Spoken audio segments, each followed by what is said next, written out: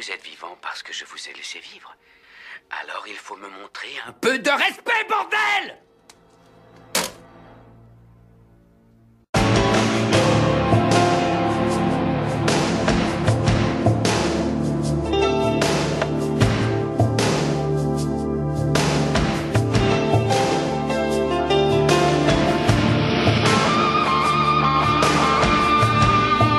Je voudrais codifier l'incodifiable. Je voudrais mesurer vos danaïdes démocraties. Je voudrais m'insérer dans le vide absolu et devenir le non-dit, le non-avenu, le non-vierge, par manque de lucidité.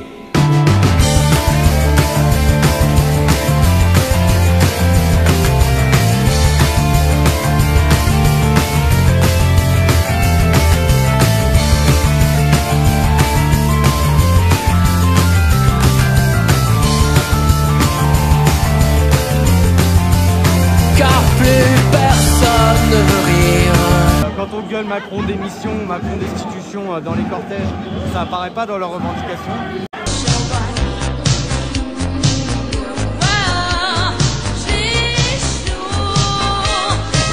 Moi ce que j'apprécie c'est que ça fait quand même quelques mois où on voit que les collectifs d'ultra-gauche, etc. sont un peu plus pondérés. Salut. Et commence à comprendre qu'il faut travailler avec tout le monde et que la chasse aux fachos, il faut arrêter avec ces conneries. C'est pas comme ça qu'on va réussir à faire corps. Donc ne pas prendre conscience que le régalien est une force nécessaire et qu'on doit communiquer, les sensibiliser pour les mettre de notre côté. Même si Macron ne veut pas, nous on est là. C'est vraiment un gros on est là. Ich muss blind gewesen sein. Madame. Sie werden ja warten können. Haben Sie jetzt etwas vor? Nichts Besonderes. Dann steigen wir.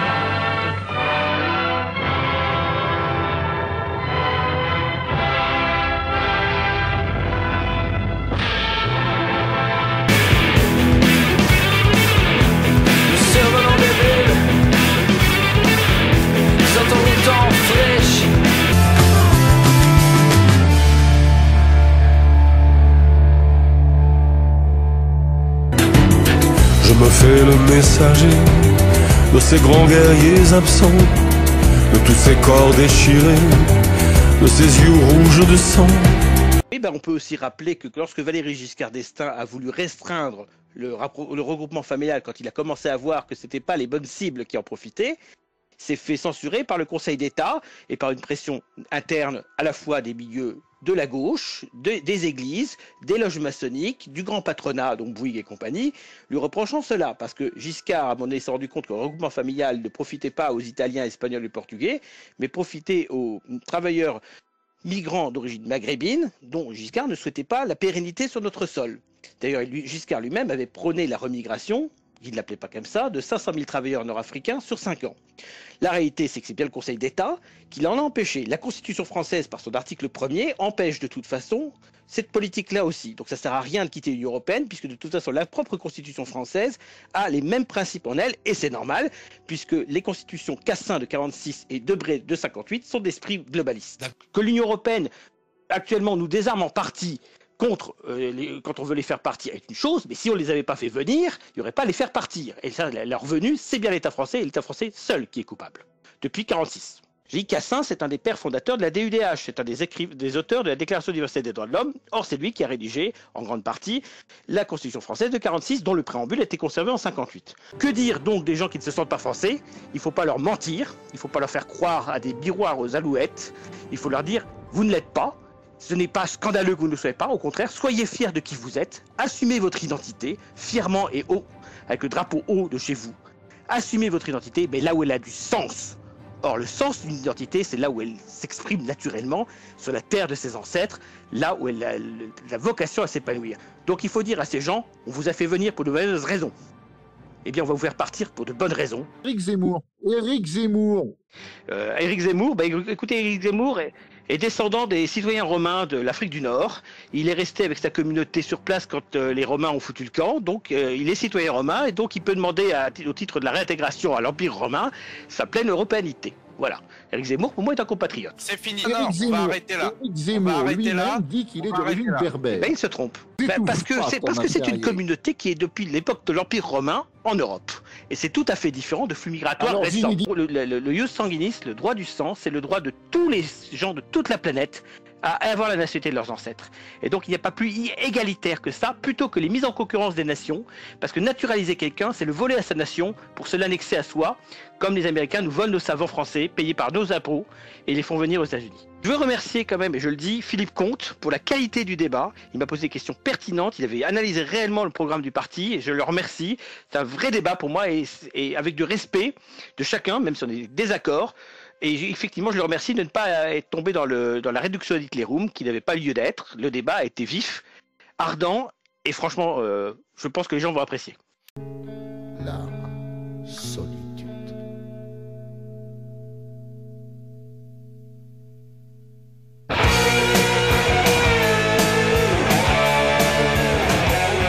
Des choses qui sont très loin des réseaux sociaux.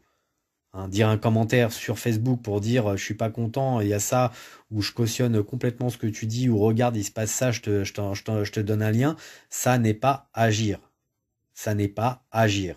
Hein, c'est tellement facile, hein, la résistance 2.0, je suis derrière mon écran, je branle rien, mais j'ai donné mon petit avis, j'ai le sentiment de contribuer au changement du monde. Tu contribues à rien du tout derrière ton écran. Ton écran peut être utile à certains moments si il complète une résistance active sur le terrain dans la vraie vie avec des vrais gens. Ça va. Si c'est juste derrière ton écran, tu ne vaux rien. Tu n'es d'aucune utilité. Ta conscience politique, on n'en a rien à foutre, elle nous est complètement inutile. Et quand je vous dis qu'il est absolument logique, même pour le dernier des gamins de 5 ans, de dire si on veut renverser un pouvoir, il faut commencer par gagner la guerre de l'information et reprendre le contrôle matériel de nos grands médias publics. C'est le chant des municipaux. Radio, c'est bientôt l'heure de l'apéro.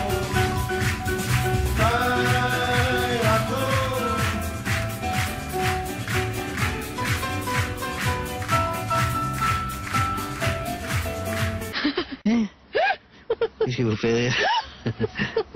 C'est à cause de votre mari? Non, mon mari, il est en prison.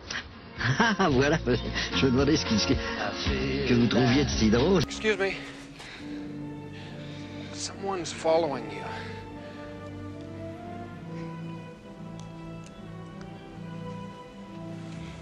I know. Well, it's not me. Ce soir au Kilimanjaro, il y aura du beau mec et de la belle voiture. Ça sent le soufre et l'aventure. Au Kilimanjaro, putain c'est chaud. Vas-y Gigi, lâche-toi. Oh. Mais qui c'est celle-là? On la connaît pas. Oh putain la classe, y a rien qui dépasse. Quand elle marche on dirait une biche. Et quand elle boit, c'est un léopard. Mais qui c'est celle-là? On la connaît pas. Oh putain la classe, y a rien qui dépasse. Quand elle marche on dirait une biche. Et quand elle boit, c'est un léopard. Et celle-là c'est moi.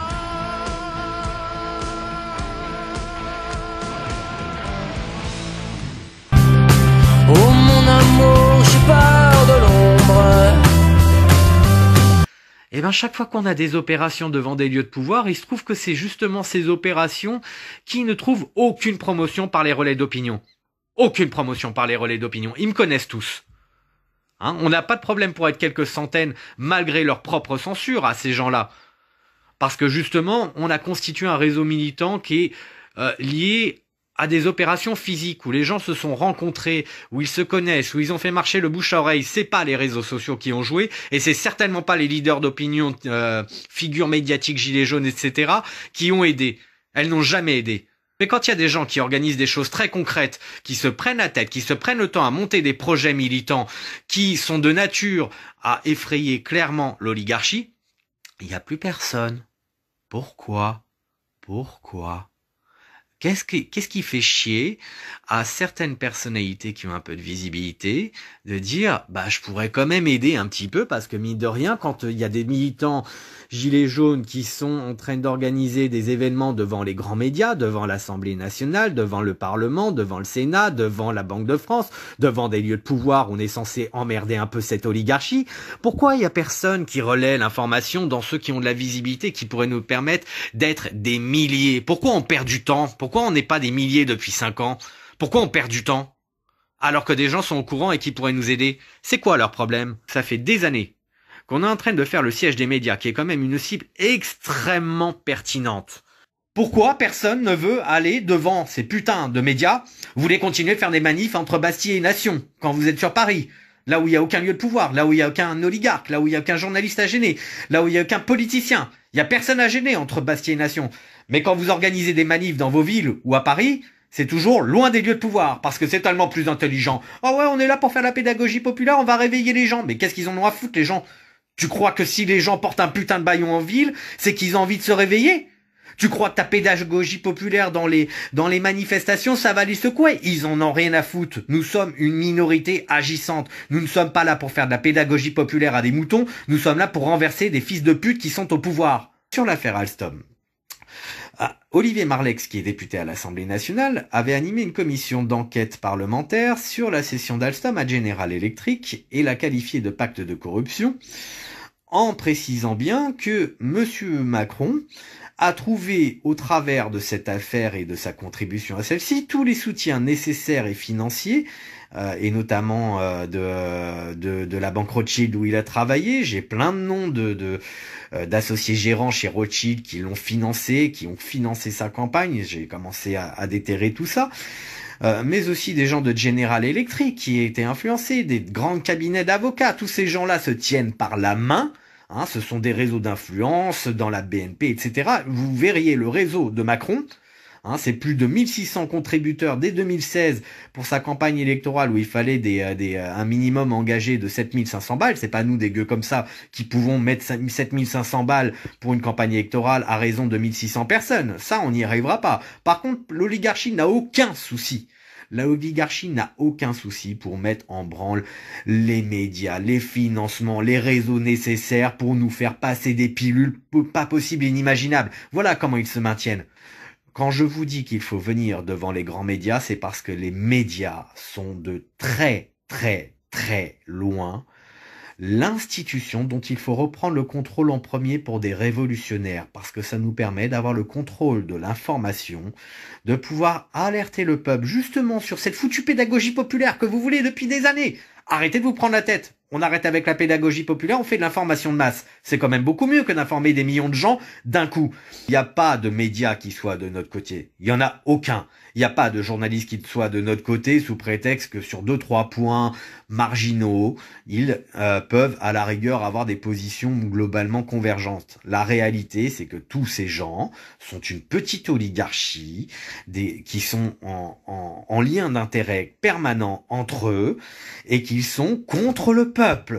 Et que ces gens n'ont pas peur de nous parce que le peuple n'est jamais face à leurs locaux ou pas assez nombreux. Si vous saviez les quelques fois où on était quelques centaines et que quand on a discuté avec des journalistes devant leur putain de médias, la moitié d'entre eux déjà étaient paniqués. Ils se disaient putain de bordel de merde, c'est quoi tous ces gilets jaunes devant chez nous? Je vais pas me faire agresser. C'est ce qu'ils avaient peur, c'était de se faire agresser, alors que personne les a agressés. Et pourtant, on les a bien mis à l'amende, on leur a demandé des explications. D'autres journalistes, à France Télévisions notamment, je me souviens, m'ont dit Mais il faudrait que vous soyez plus nombreux, parce qu'il y a plein de gens qui sont d'accord avec vous dans la maison. On voudrait bien justement libérer l'information et puis avoir plus de diversité d'opinion. On voudrait bien agir, mais le problème c'est que vous n'êtes pas assez nombreux. Alors vous ne pouvez pas faire de pression si vous n'êtes pas assez nombreux devant nos locaux. Pourquoi vous n'êtes pas assez nombreux? Voilà la question qu'on nous posait. Des journalistes eux-mêmes nous posaient cette question. Pourquoi on n'est pas assez nombreux? Je dis haut et clair, fort. Toutes les figures médiatiques que vous connaissez des Gilets jaunes roulent pour elles-mêmes. Elles roulent pour elles-mêmes. Arrêtez de les soutenir. Ces gens-là vous versent du pathos. L'autre jour, quelqu'un me demandait, c'est quoi le pathos? Il y a le pathos, il y a l'éthos et il y a le logos. Ce sont les différentes façons de convaincre des gens par des arguments. L'éthos, c'est tout ce qui relève de l'art, c'est joliment dit, donc ça te plaît, c'est souvent la musique, la poésie. Le logos, c'est l'intelligence, les arguments. Et le pathos, c'est les émotions. C'est en disant... Oh, je vous aime tous les gilets jaunes, vous êtes tous mes copains, vous êtes géniaux. Ah ouais, ça flatte les égos de tous les spectateurs. On se dit, il est génial ce qu'il dit, il a une colère sincère, etc. Quand il s'énerve. J'en connais des gens comme ça. Ah, ça marche, ça fait des milliers de vues parce qu'ils en font tous les jours des vidéos. Mais quand on leur dit, putain mec, réponds au téléphone, ou quand je t'envoie un message pour te dire, merde, annonce la date, t'as des milliers de vues, t'es paraît-il un gilet jaune, t'es à fond dans le combat. Pourquoi t'annonces pas la date, bordel de merde? Pourquoi t'annonces pas la date devant les grands médias? Demandez des explications à ces figures médiatiques. Elles sont toutes au courant. Philippot est au courant de ce qu'on fait devant les médias. Et c'est pas le seul. Plein d'intellectuels sont au courant de ce que l'on fait devant les médias. Des figures médiatiques, des intellectuels, des politiques en vue, tous ces gens-là sont au courant. Et ils ne soutiennent jamais. Vous posez pas de questions? Titi, Pierre-Yves Rougeron aussi, il est au courant. Il m'a jamais soutenu là-dessus. On se connaît, on s'est parfois un peu bouffé le nez, et puis je respecte beaucoup ce que fait Pierre-Yves Rougeron, mais je lui ai très clairement déjà dit au téléphone que comme beaucoup d'intellectuels, il y a un mépris très clair pour les milieux militants qui du point de vue des intellectuels qui se bougent pas le cul, sont dans la faronnade, ça ne sert à rien ce qu'ils font, c'est de prendre des risques. Et on va pas cautionner ça, c'est pas assez intelligent, on est là pour faire de l'éducation populaire et puis relever le niveau. Voilà un peu le point de vue de Pierre-Yves Rougeron, mais à sa décharge, ça n'est pas le seul qui a ce point de vue. Ça n'est pas le seul. Oui, c'est à Paris que tout se passe, mais en province, c'est possible aussi. Combien de temps j'ai milité à Bordeaux pour dire aux Gilets jaunes, putain, on va devant Sud-Ouest, on va devant France 3, c'est là qu'on va faire chier. Oh non, ça sert à rien, on veut se balader dans le centre-ville, c'est tellement plus sympa, on va tellement effrayer dans le centre-ville. Hein? Ces connards de Bordelais aussi qui étaient notamment là chez les gauchistes qui avaient pris le contrôle des Gilets jaunes à Bordeaux, comme à Toulouse, hein, et dans certaines villes. Ces gens-là qui sont là pour stériliser les combats réels, qui sont là pour empêcher toute révolution, faut être clair. Vous voulez la révolution? Vous voulez renverser l'oligarchie? Il va falloir être très clair dans votre tête. Ça se passe devant les bâtiments de pouvoir. Et qui me laisse un peu perdu. Qu'êtes-vous devenu? Qu'êtes-vous devenu? Ce qu'est la solitude, trop fier de cette idée.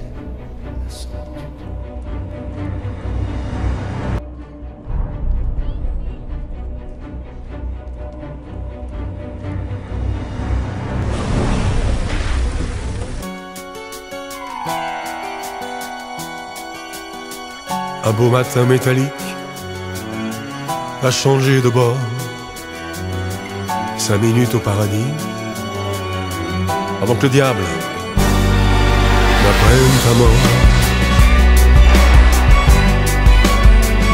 Sous le gouvernement de François Fillon, il y a eu 2 phases et que le traitement véritable de ce sujet de l'immigration a démarré de manière très sérieuse avec Claude Guéant. Donc je veux lui rendre hommage parce qu'il a souvent été critiqué, le ministre Claude Guéant de l'Intérieur. Et nous avions rédigé une charte des droits et des devoirs du citoyen français Cette charte rappelait l'obligation, avant toute naturalisation, de respect de ces principes, ces valeurs. Nous avons rédigé cette charte des droits et des devoirs. Claude Guéant, dans la foulée, a édicté une circulaire qu'il a adressée aux préfets. Les préfets avaient obligation de faire en sorte que leur service qui s'occupait des naturalisations, en gros du l'octroi de la carte d'identité française, qui, je le rappelle, est un titre de propriété sur la terre de France, que lorsque des personnes ne se comportent pas comme on peut l'attendre, c'est-à-dire en tant que Français, on vous répond « Ah oui, mais ils sont Français ». Non, ils ont la carte d'identité française parce que l'État leur a délivré la carte d'identité française dans un viol total et intégral du Code civil qui demandait qu'on vérifie l'assimilation. Avec Claude Guéant, c'est ce que nous avons fait. Nous avons rédigé cette charte des droits et des devoirs du citoyen français. Et Claude Guéant a eu un courage, il a tenu, y compris face à son propre camp, il faut dire ce qu'il en est, parce qu'on parle toujours de la gauche, mais la droite est complètement divisée sur ce sujet. Donc nous avons fait plonger, on a fait plonger les naturalisations. Les naturalisations. Plongé. En quelle année cela? Ça, Claude Guéant, c'était 2011-2012. 2011-2012, d'accord. Et donc à la fin, en fait, du quinquennat Sarkozy. De Nicolas Sarkozy, c'est là que Claude Guéant prend les manettes de l'intérieur, et j'étais très heureuse, j'ai vraiment bien travaillé avec lui, parce que c'est un homme c'est un Français, voilà, il aime la France, et il travaillait. En 2012, et donc ce qui s'est passé, arrive Manuel Valls, comme ministre de l'Intérieur. Comme ministre de l'Intérieur, et l'une des premières actions de Manuel Valls, c'est déjà de supprimer la charte des droits et des devoirs du citoyen français, et il fait repartir à la hausse, ça augmente tout de suite de 14% les naturalisations, et ça va continuer, et comme ça lui suffit manifestement pas, il va aussi ajouter des critères de présomption d'assimilation pour des gens qui sont arrivés, qui font des études de 5 ans, etc. C'est-à-dire on est présumé être français. Mais écoutez, les problèmes que nous avons sont des jeunes qui sont nés en France, qui ont grandi en France, qui ont fait les 16 ans obligatoires d'école en France. Et Manuel Valls nous détruit la circulaire de Claude Guéant et nous édicte une circulaire qu'il envoie au préfet pour leur dire qu'il y a une présomption d'assimilation au bout de 5 ans d'études. Les élites politiques, ce sont elles qui ont persisté dans des flux migratoires extrêmement importants alors qu'elles savaient que l'assimilation ne se produisait plus qu'à la marge, alors qu'elles savaient que comme l'intégration culturelle ne se faisait pas, les gens qui arrivaient renforçaient des diasporas naissantes qui ont commencé à grossir et qui ont empêché, entre guillemets, ceux qu'ils estimaient être des leurs de s'intégrer culturellement. Et ça, c'est connu depuis très longtemps et les politiques le savaient. Et qu'ont fait les politiques ? Ils n'ont rien dit, ils ont continué comme si de rien n'était. Et pire, ils ont été cyniques parce que comme ils observaient sur le terrain qu'au fur et à mesure du temps, une partie des gens qui n'étaient pas culturellement français votaient, puisqu'ils leur avaient donné la nationalité française, et bien ils ont fait de l'électoralisme.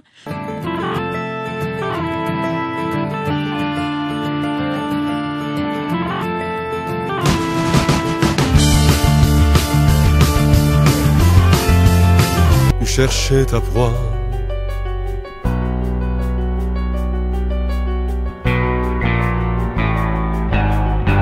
Machiavel pensait aussi que le prince n'a jamais tort. 5 minutes au paradis avant que le diable n'apprenne ta mort. Pas d'amour, pas d'amis, tu préfères te taire, t'enfoncer dans l'oubli, mystérieux transfert. Avant la guerre religieuse, près des militaires, tu connais les algorithmes des têtes nucléaires.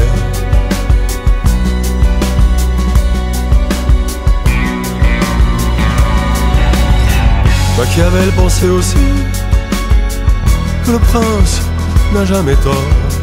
5 minutes au paradis avant que le diable n'apprenne ta mort. Il y a des tas de responsables musulmans, d'intellectuels, d'avocats, de romanciers, sans parler des femmes dans l'islam qui finiront par jouer un rôle énorme, qui seraient très heureux qu'on leur donne plus la parole. Vous voulez pas voir sa liste, Éric Zemmour? Comment? Il a dit qu'il a une liste. Mais moi je serais ravi, mais moi c'est pour On moi est qui ravi donne de la prendre parole, votre vous liste, savez, Hubert Moi je suis Védrine. pas président de Ça chaîne. nous intéresse. Je suis pas président de chaîne. Vous êtes un débatteur Mais je débat avec qui veut débattre. Oui, vous arrivez à laisser. En général, c'est les gens qui veulent pas débattre avec moi. Moi, j'accepte tout le monde. Bon, ben, je vous enverrai des idées. Avec grand plaisir. Des suggestions. Après, je prononce le mot. Le mot survivalisme.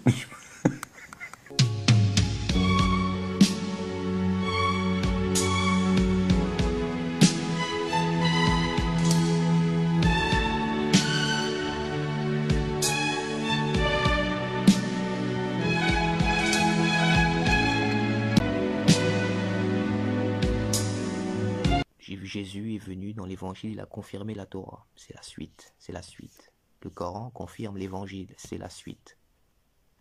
Jésus n'est pas en enfer. Jésus disait « Aimez-vous les uns les autres ». Marie était une vertueuse, c'était pas une prostituée. Et bien ça, ils n'acceptent pas. Ça les rend nerveux et ils deviennent violents et haineux. Vous voyez, ils se permettent de faire des choses qu'ils ne permettent pas qu'on leur fasse. Et c'est pour ça que mon père est en prison. Il parle à Abba. Et en araméen, Abba, c'est papa. Tu es là, papa. Je te touche. Tu me caresses. Tu m'embrasses.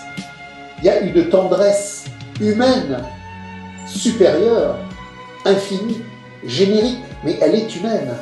On dit au Christ, alors, quel commandement avez-vous à donner aux hommes? Ah bah, aucun. Il abolit le judaïsme, qui est là. Il abolit l'islam qui va venir. Et il abolit toutes les sagesses orientales de l'insipidité soumise. Il abolit tous les cultes païens de la du sacrifice sanglant. C'est-à-dire que, en ce moment-là de radicalité absolue, par la puissance de l'être générique en l'amour de l'être, où la seule recommandation qui est un anti-commandement, c'est aimer l'amour de l'être en l'être de l'amour, il a aboli tous les fétichismes d'avant et tous les fétichismes d'après.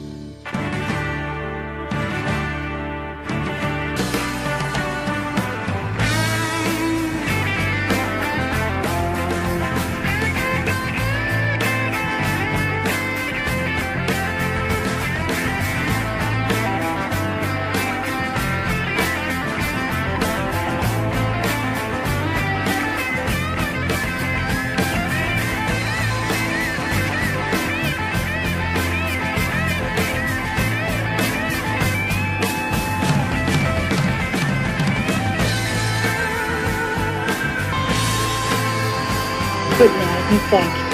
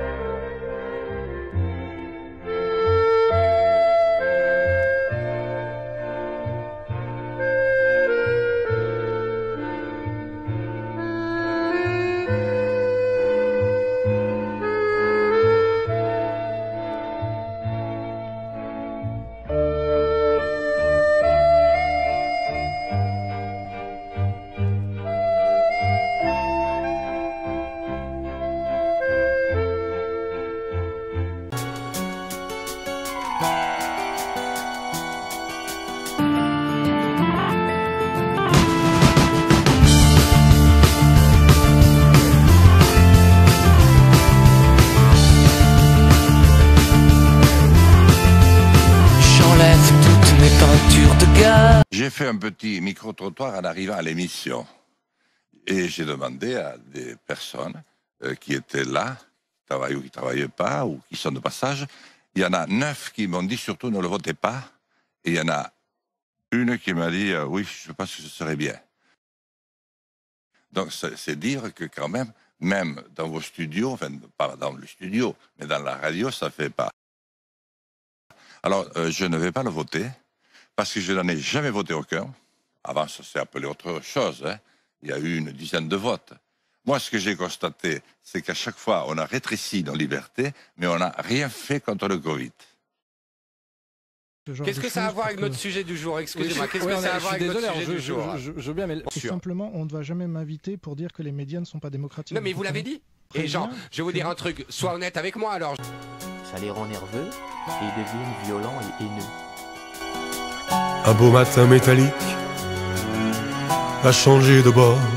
Qui blabla sur LCI. Parce que c'est devenu une machine complètement folle 3, qui 2, n'informe pas les citoyens. 1. Merci Jean Robin d'avoir été sur notre antenne, c'était un vrai plaisir. Alors.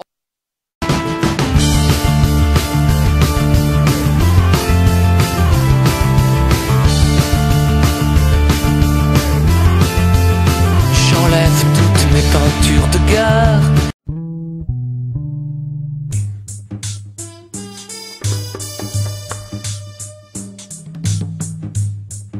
Ils ont l'absence hautaine des loufias de la haute. Le reflet de l'argent égalise leurs traits. Ils se ressemblent tous et vendent à la baisse, achètent à la hausse et vivent sur les frais. Allez main, on se casse. Dis pas du mal des riches. Dis pas du mal des riches. Dis pas du mal des riches. Dis pas du mal des riches. On sait pas ce qui peut arriver. Non. Bonjour à tous. Voici encore une merveilleuse journée. Nous c'est nous. Toi c'est toi et nous c'est nous. Si tu lèves les mains au ciel, pense à caresser les cachalots.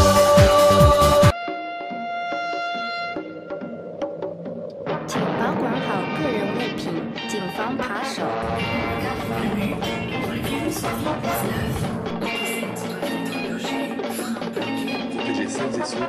Non, celles et ceux, tout est le grief, pour celles et ceux qui seraient en priorité, celles et ceux qui sont pas... Un café, je vous prie. Nous vous rappelons que tous les incidents auxquels serait mêlé le numéro 6 doivent être signalés au sous-comité d'appel. Magnifique journée. Nous avons reçu une note de citoyens connus qui se plaignent de côtoyer un individualiste. Qui peut vivre ici des hommes qui n'ont pas connu de loi. Je parle de la loi des hommes dont la nature ne veut pas. Le silence des jeunes a recouvert les corps des Indiens massacrés aux frontières colombiennes. Fais-toi descendre, fleurir avant de mourir. Je suis le numéro 2. Nous rêvons Qui est le de numéro notre 1? planète en ce futur. Protect yourself and others, follow these basic protective measures. Wash your hands frequently or use an alcohol-based hand rub. Les glaces portatives sont en vente. Le parfum du jour est fraise. La misère pittoresque, la misère si drôle. Je parlais un peu de l'Espagne.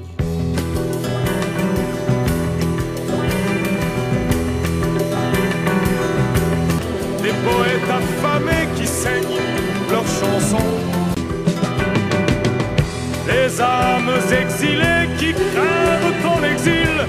Les prêtres défroqués qui finissent au cachot ne dérangeront pas ces sinistres débiles au cerveau ramolli, coulant sous les chapeaux.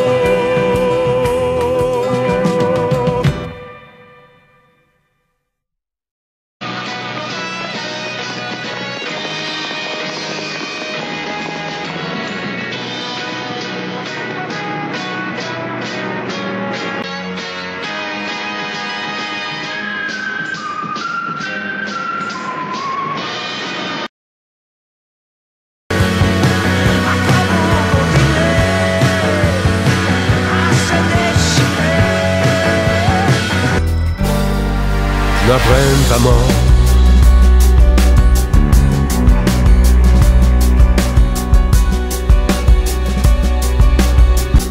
Tu préfères te taire, enfoncé dans l'oubli.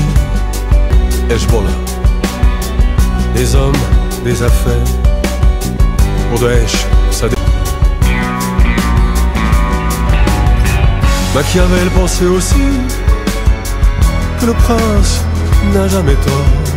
5 minutes au paradis. Est-ce que vous êtes pour ou contre? Est-ce qu'on passe de 35 à 32 heures? Les questions sont assez débiles. Qui c'est qui prend le taxi? Les gentils. Et qui paye le carburant? Les méchants. Qui blablate sur LCI? Les gentils. Qui crie sa colère en chant? Les méchants.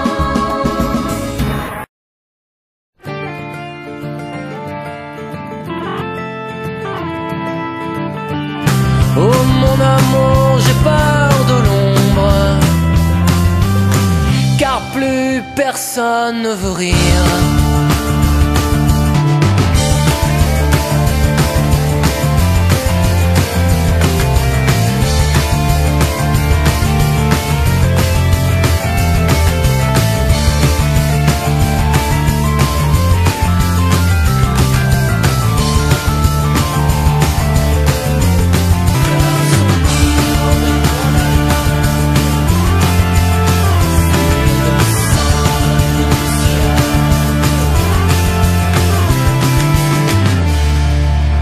C'est qu'en réalité, Zemmour mène, à mon avis, 2 combats. Il mène un combat qu'il ne gagnera pas, qui est le combat pour la présidence de la France, et il mène un combat plus sourd, qui, à mon avis, celui-là, il peut gagner. Et d'ailleurs, je le dis, il est légitime dans ce combat-là, qui est un combat à l'intérieur de la communauté pour le leadership sur la communauté organisée.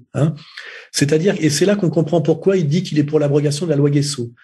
Pourquoi Zemmour dit qu'il veut, abroger la loi Guesso, et pourquoi il se fait traiter d'antisémite aujourd'hui, notamment par le fils Klarsfeld, c'est qu'en fait, il se passe, pour des raisons sociologiques et historiques, un changement de la composition de la communauté juive de France. C'est pour ça que, en ce moment, il y a une lutte interne à l'intérieur de la communauté juive, c'est-à-dire que la jeune garde incarnée par Zemmour dit il y en a marre de régner sur la France par la Shoah, parce que la Shoah, c'est de l'antiracisme et ça favorise, l'idéologie de la pleurniche qui aujourd'hui travaille plutôt pour les Maghrébins, les migrants, et travaille contre l'Israël sur une ligne, on va dire, Netanyahou, c'est-à-dire néo-nationaliste dur. Et il dit l'avenir de la communauté et en termes de représentativité, c'est la jeunesse des juifs du Maghreb, appelés abusivement juifs séfarades. Je suis moi leur champion. Et si on veut prolonger nos privilèges en France, il faut arrêter avec la culpabilisation des Français sur un critère raciste, antisémite et collabo, parce que ça produit une détestation qui va devenir dangereuse, et c'est la détestation de Bernard-Henri Lévy, pour symboliser.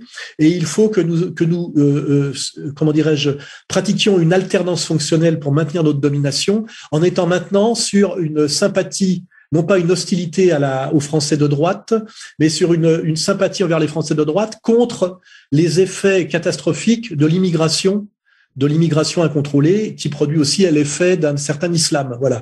Et Zemmour dit à la fois « je suis légitime pour prendre le pouvoir dans la communauté », la vieille garde ashkénaze a fait son temps, et en plus, sa stratégie devient très dangereuse pour la communauté juive parce qu'on est au bout de la rente shoatique, et il faut maintenant passer non pas à l'antinationalisme et à l'anti-pétainisme, mais au néo-nationalisme et au pétainisme. Et c'est ça l'analyse qu'il faut faire, et c'est en ça que Zemmour est très intéressant, parce qu'il mène une guerre à l'intérieur de la communauté qui permettrait, s'il la gagnait, de sortir un peu de ce que d'ailleurs Golnadel appelait le Big Bang Shoah. Et de ce point de vue-là, d'ailleurs pour ces électeurs de droite qui l'ont compris, je dirais intuitivement, ça nous sortirait de toute une idéologie gauchiste chez les jeunes, d'une idéologie culpabilisatrice. Mais cela dit, c'était bizarre. Je n'étais pas conscient de la politique derrière les coulisses. La vache. Tout le monde se prenait un peu trop au sérieux. L'un des jurés à l'époque était Claude Lelouch. Je ne sais pas s'il était le président du jury, mais enfin, il était là.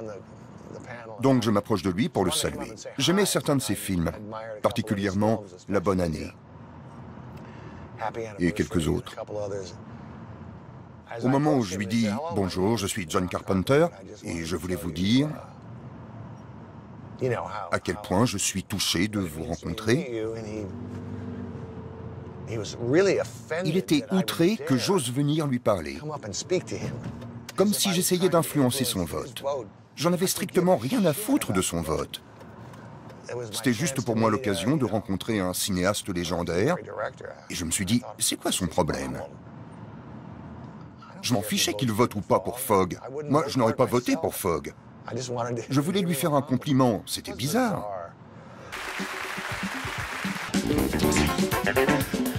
Moi je dis pas toi. Moi je dis pas toi.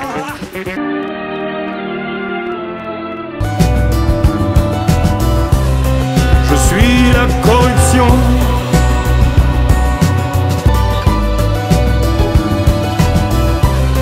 Je suis la corruption.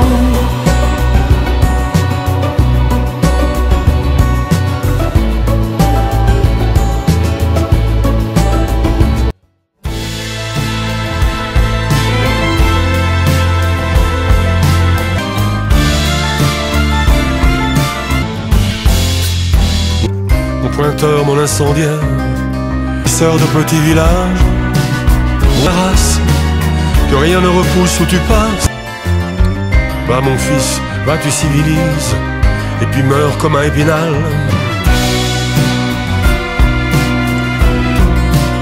Rôtisseur de petit village, fusilleur, honneur de la race, que rien ne repousse où tu passes. Mon soldat, mon fils de l'enfer.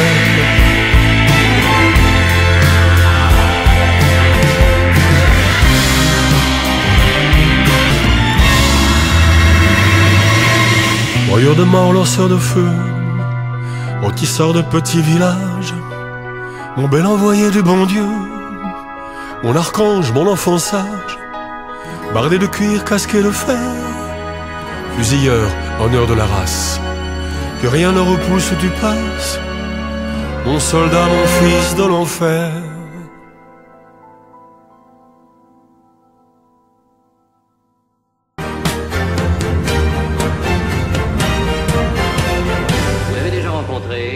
Vous dites, avez-vous été en présence du numéro 1? Face à face. Ah oui. Me demandez ça à moi? Oh bon sang, moi le numéro 2.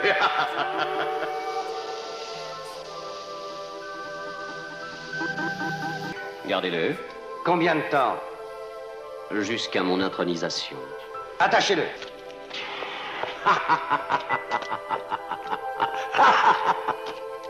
Bonjour chez vous.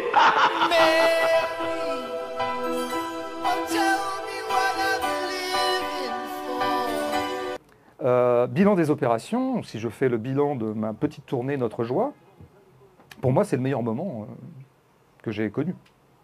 C'est la meilleure plage d'expression. C'est-à-dire que moi quand on me demande, bon, je veux dire, j'ai pas lu ton livre ou je l'ai lu mais j'aimerais bien avoir des compléments, j'ai dit regarde Livre Noir. Là vraiment j'ai senti que j'avais eu la place de parler, d'à peu près articuler 2-3 idées pas trop dégueulasses. Elle est très intéressante Marion Maréchal Le Pen d'ailleurs parce que c'est le nouage parfait entre des options traditionnelles autoritaires et des options thatchériennes, libérales, réganiennes, hein, puisqu'elle a donc monté une école de management. Hein, il faut toujours le dire. C'est très intéressant. Nous avons donc là le parfait nouage libéral-autoritaire. Donc moi, comme je venais d'écrire un livre qui mettait en avant le nouage libéral-autoritaire, j'étais dans l'épicentre. Et je sentais que j'aurais la place de dialectiser avec cet interlocuteur, qui par ailleurs est éminemment courtois, hein, beaucoup plus que tout un tas de journalistes de gauche que j'ai pu croiser. Donc c'est une plage parfaite. Donc voilà. Et donc j'ai bien fait à ce titre-là. Et la question morale, moi, n'est jamais la mienne. Quand il s'agit de savoir avec qui discuter, c'est jamais une question morale pour moi. C'est toujours qu'est-ce qu'il va être possible de dire et est-ce qu'on va pouvoir énoncer, est-ce qu'on pouvoir augmenter la clarté. Voilà. Est-ce qu'on va produire de la clarté ou est-ce qu'on va produire de la confusion? Il me semble que ces 2 heures-là produisent de la clarté plutôt que de la confusion. J'en dirais pas autant de tout un tas de lieux où j'ai pu zoner, qui étaient sans doute irréprochables moralement, avec des gens tout à fait humanistes, et évoluant dans le cercle de la raison.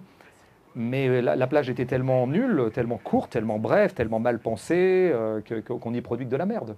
Donc je préférerais toujours produire de la clarté avec des fascistes que de produire de la merde avec Laure Adler ou Claire Chazal.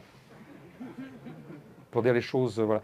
Et je précise que si j'ai refusé, si je n'ai pas répondu aux quelques textos que j'ai reçus, genre tu veux pas débattre avec Soral, ou tu veux pas débattre avec machin, ou tu voudrais pas gna gna gna, c'est pas tant par prévention morale ou par décision que je ne voulais plus discuter avec ces gens-là, c'est parce que c'est arrivé à un moment octobre-novembre où effectivement il s'est passé quand même quelque chose d'intéressant sur notre joie. Ma vie médiatique autour de notre joie fait que globalement quand même, les gens qui m'ont le plus invité, c'est l'extrême droite et la droite. La bourgeoisie ne m'invite plus, Radio France me boycotte, presque, je pourrais dire France Télé aussi, à peu de choses près. Les grands journaux de la social-démocratie me boycottent, le Nouvel Obs, hein, ou alors me chient dessus, Libération. Voilà. Donc je me retrouve invité essentiellement par des gens de droite. Alors on peut dire, oui, mais la gauche radicale, au moins, elle t'invite. C'est ta famille, c'est tes copains. C'est pas si vrai non plus.